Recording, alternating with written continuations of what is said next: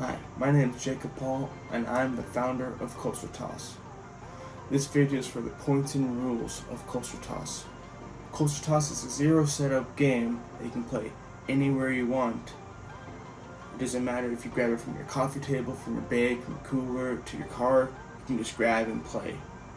Not like other yurt games, it's a specific setup, certain distance, certain surfaces. This doesn't. You can play this game anytime, anywhere, any condition, any surface. 2 to 4 people can play Coaster Toss. The goal is to get up to 11 or 21. 11 if you want to play a shorter game, 21 if you want to play a longer game. Cancellation and busting is part of this game, but you don't have to. If you're going to play cancellation and busting, obviously if you bust from 11 you go down to 5, from 21 it's 11. When you first start, somebody grabs one of their coasters and they flip it like a coin. Whoever doesn't flip it calls it. They can call heads or tails. Heads is the logo side, tails is the smooth side with the dot with the channel. Whoever wins that is to throw the target out. This is the best advantage of the game, is throwing the target out wherever you want, close to far from your feet, as far as you can throw it, to elevated surface, to the floor, on any surface you can really think of. And with that, it brings to the honor rule. When the game gets going and all that stuff, the loser each round gets to throw the target out wherever they want. Close, to far, elevated, to the floor. It doesn't matter. Because when they throw the target out, then the winner of the last round gets to throw their coaster out, and by the very end, the person that has the last throw is the person that threw the target out first, so the loser of the last round. And it gives you the best chance, if there's an opening for a slide for you to slide your coaster in or airmail it over, you have a very good chance to get points at the very end.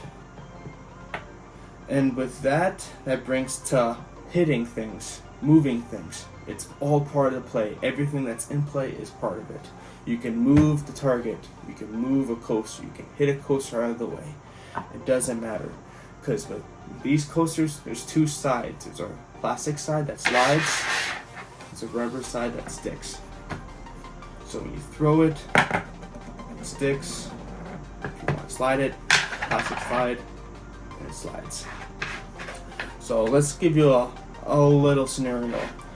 Say gray is closest and black's right here, and you're black, and you throw it and you hit it, so now you're the closest one to it. Or say like, I only need 1 point to win, and you go knock out grays out of the way.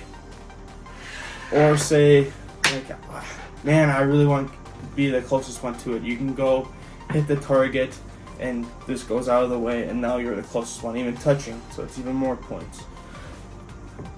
So hitting things, targets, the coasters, it's all allowed. And the throwing technique is that it's like a frisbee. You throw from your hip out, you can stand sideways and throw out. Or you can throw like a professional cornhole player, to like an underarm throw from the hip out. There's 6 different ways to score. The first way is closest to the target. So let's do a little scenario here. So we have all 4 black here, and say all of them are right there and graded back here. So there's nothing separating all the blacks from being the closest, so they would get 4 points. But say if gray threw one in and landed right there, while you look, and while none of the blacks are closest to the gray besides one, they would get 1 point.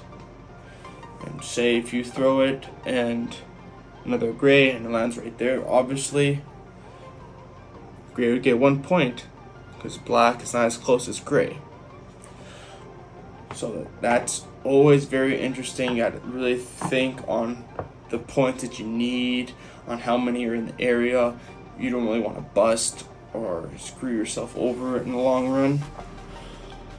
The next way is touching or leaning on the target.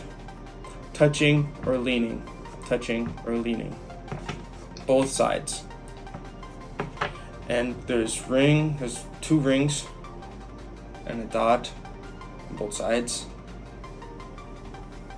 If you're slowly on top of it, you look down, like, oh, I'm on the ring, what should I do? Should I go down to 2, or should I go up to 3, so on, 4, 5, so on and so forth? You gotta round up. It's hard to land on this the way it is, depending on how close or far you play on the surface. Sometimes some people are super far away, super close, so just round it up, make the game go a little quicker, a little bit more exciting. So you gotta round up. So say you're leaning on it, I'd be originally 2 points, look down, it's like, well, I'm physically on the line. You can round up to 3.